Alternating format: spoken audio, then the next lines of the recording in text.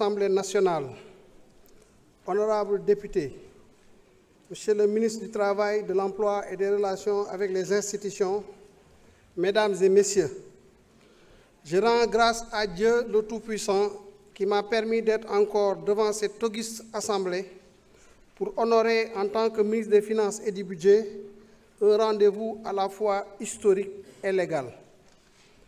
En effet, si mon passage de ce matin ici à l'hémicycle était essentiellement consacré à l'examen de la loi de finances rectificative, celui de ce soir est assez spécifique puisqu'il découle d'une ferme volonté de perpétrer une tradition parlementaire déjà ancrée, qui est la présentation du document de programmation budgétaire et économique pluriannuel DPBEP 2026-2028 dans le cadre du débat d'orientation budgétaire.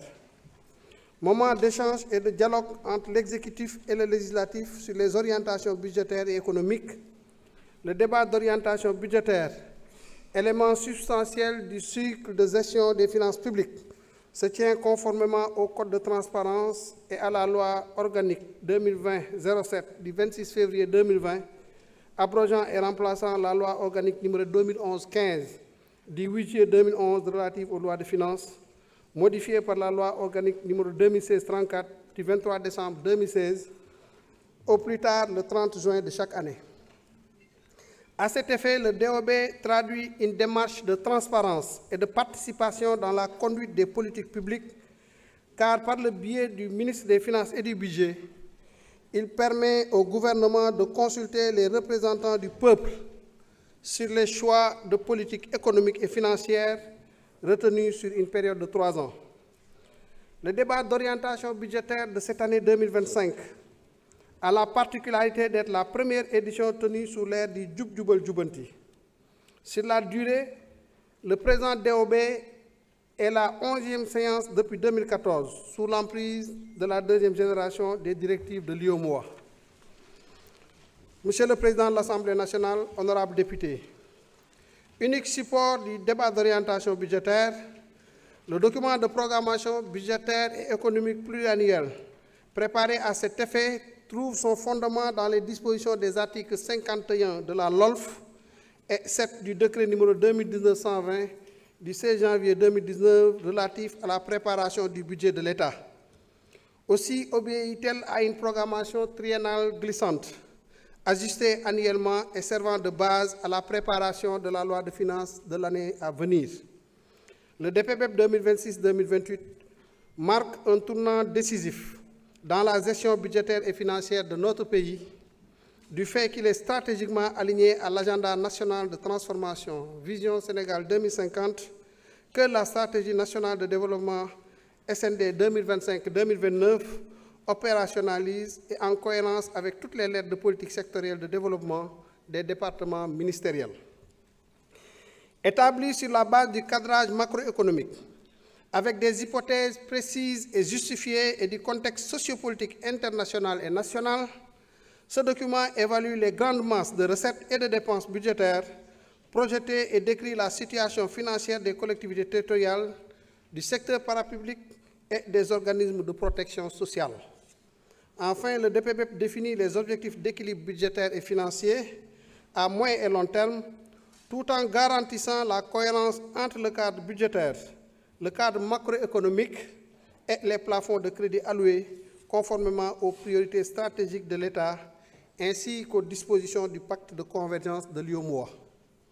Monsieur le Président, honorables députés, les orientations budgétaires contenues dans le présent DPBEP tiennent compte d'un certain nombre de contraintes qui sont, entre autres, au plan international, les enjeux géopolitiques et économiques, de même que les effets du changement climatique, font persister d'énormes difficultés et de nombreuses incertitudes, souvent exaspérées par la dépendance chronique qui fait pâtir les pays les moins avancés. De plus, avec la poursuite de la guerre russo-ukrainienne, l'intensification du conflit au Moyen-Orient qui s'est élargi récemment en Iran, les perturbations de la supply chain mondiale et les dérèglements commerciaux engendrés par la nouvelle politique américaine, l'environnement international des affaires est devenu peu favorable, voire hostile. Ainsi, d'après les prévisions du Fonds monétaire international, la croissance de l'économie mondiale pour 2025, qui était attendue en juillet 2025 à 3,3%, a été revue à la baisse en avril 2025 à 2,8%. L'Afrique subsaharienne semble échapper à cette tendance baissière, mais reste encore vulnérable aux chocs liés aux conséquences du changement climatique et à la dette. En réalité, la problématique du niveau d'endettement demeure un défi à l'échelle mondiale, avec une dette publique internationale pouvant atteindre les 100% du PIB mondial d'ici la fin de la décennie, d'après le Fonds monétaire international. Au plan interne, le taux de croissance économique est attendu en hausse de 8% en 2025. Au plan interne, le taux de croissance économique attendu à la hausse de 8% en 2025 contre 6,1% en 2024. Cette évolution est soutenue par la progression des secteurs secondaires en liaison avec l'extraction des hydrocarbures. Sur un autre registre, la prise en compte de la nouvelle situation de référence issue du rapport de l'audit des finances publiques sur la période 2019 à fin mars 2024 est un fait marquant pour la nouvelle trajectoire des finances publiques sénégalaises. Au demeurant, cet exercice de transparence et de vérité vis-à-vis des citoyens et des partenaires externes démontre à suffisance la volonté du président de la République, son Excellence M. Bassirou Diomaye Diakhar Faye, à gouverner le Sénégal selon le triptyque Jubal Jubanti, valeur cardinale pour un Sénégal juste, prospère et souverain. Ainsi, l'assainissement en cours de la gestion financière publique et l'éthique qui est attendue des agents publics sont strictement nécessaires pour une administration performante au service des citoyens. Le DPBEP 2026-2028 a également été conçu dans un contexte de tenue d'un dialogue national inclusif et de signature d'un pacte de stabilité sociale entre l'État et les partenaires sociaux. L'innovation majeure de cette année est l'adoption d'une approche de construction consistant à impliquer les organisations de la société civile en amont de l'élaboration du document, ce qui constitue une première au Sénégal et permet de renforcer la transparence et la redevabilité, mais surtout l'effectivité de la participation citoyenne au processus budgétaire. En effet, les orientations sectorielles du présent DPBEP ont été réalisées en étroite collaboration avec la Coalition pour la transparence budgétaire, qui regroupe l'ensemble des organisations de la société civile intéressées par les questions de finances publiques, notamment la Coalition nationale pour le suivi budgétaire et le réseau citoyen pour la transparence budgétaire. Monsieur le Président, honorables députés, vous conviendrez sans doute avec moi que ce DPBEP, caractérisé par un environnement socio-économique particulier, est un marqueur d'espoir avec les jalons déjà posés par le gouvernement sous la conduite de M. le Premier ministre Ousmane Sonko, et ceci malgré une situation difficile ayant nécessité des ajustements à court terme à travers la loi de finances rectificative de l'année 2025. Les recettes et dépenses du DPBEP 2026-2028 sont projetées respectivement à 16 638,7 milliards et 19 364,4 milliards de francs CFA. S'agissant des recettes fiscales, un montant de 14 460,2 milliards est attendu sur la période triennale, 937,2 milliards de francs CFA pour les recettes non fiscales et 117,8 milliards de francs CFA pour les dons budgétaires et 269,3 milliards pour les dons en capital. Ainsi, des attentes légitimes sont portées sur les retombées de l'exploitation du pétrole et du gaz, dont l'entame est déjà prometteuse. En effet, selon le comité d'évaluation et de prévision des recettes d'hydrocarbures, un montant global de 227,22 milliards est attendu sur la période 2026-2028 en termes de recettes directes issues de l'exploitation des hydrocarbures. Quant aux dépenses du budget général, elles sont évaluées sur la période 2020-2026. 2026-2028 à 18 546,2 milliards et comprennent les intérêts de la dette pour 3 982,2 milliards, les dépenses de personnel pour 4 813,1 milliards, les acquisitions de biens et services et transferts courants pour 5 174 milliards, les investissements sur ressources internes pour 1 046,8 milliards, les investissements sur ressources externes pour 3 530,1 milliards. Pour la première année de la période triennale, Les prévisions des dépenses s'établiraient à 6 213,1 milliards, contre 6 580,2 milliards dans la LFR 2025, soit une baisse de 367,1 milliards en valeur absolue et 5,6% en valeur relative. Ce financement permettra au Sénégal de développer une résilience financière acceptable et réaliste face à la situation économique internationale incertaine et asseoir également les supports de mise en œuvre de l'agenda national de transformation Sénégal 2050. À travers ce DPBEP 2026-2028, toutes les stratégies sectorielles déjà mises en adéquation avec les nouvelles priorités seront matérialisées dans le quotidien des Sénégalais.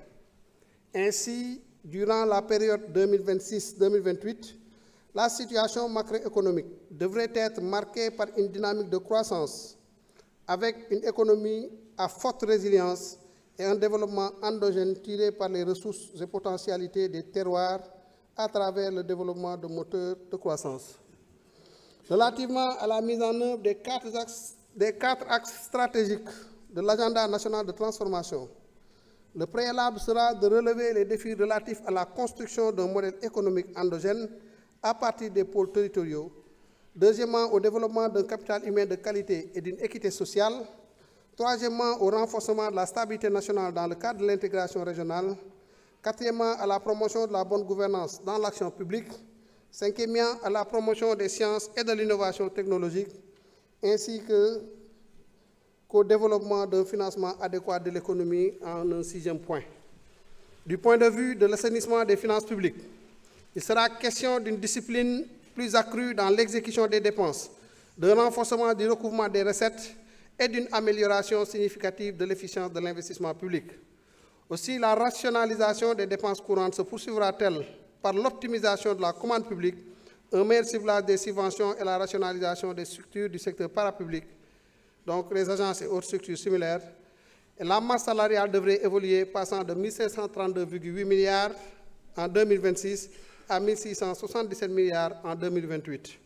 Pour la gestion des pensions, les réformes envisagées et celles en cours visent principalement à renforcer la protection sociale des retraités civils et militaires par la diversification des mécanismes de financement du Fonds national de retraite, la revalorisation des pensions et la modernisation de la gestion de ces pensions. En ce qui concerne l'investissement, les innovations induites par le décret numéro 2023-2142 du 31 octobre 2023 portant réglementation du cadre général de la gestion des investissements seront davantage opérationnalisées pour en garantir l'efficacité et l'efficience.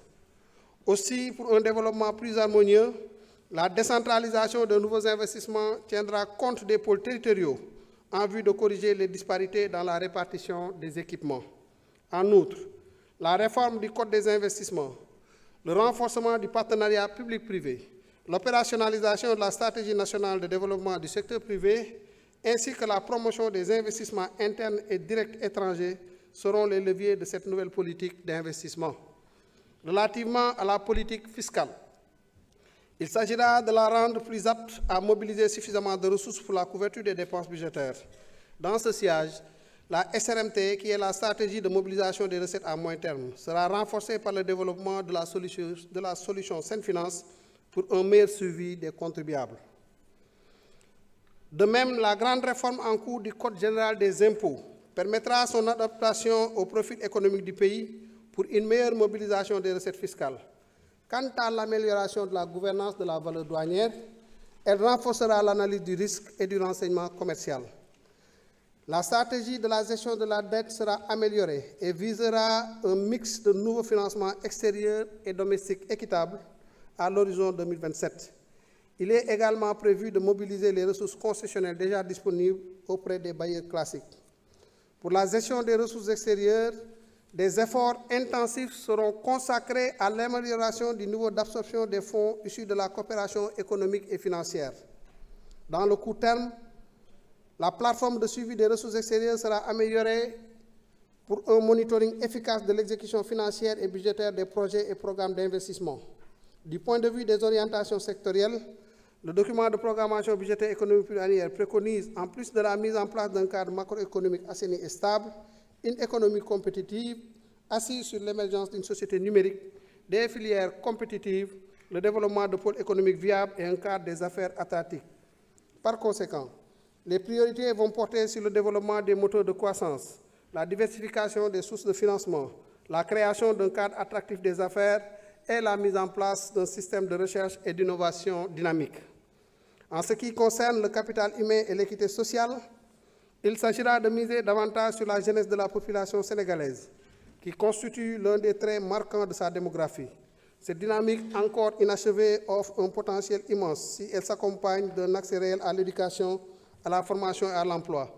Le gouvernement mise sur un développement centré sur l'homme à travers un investissement substantiel en vue d'atteindre la valeur cible de l'indice de développement humain de 0,581 d'ici 2029.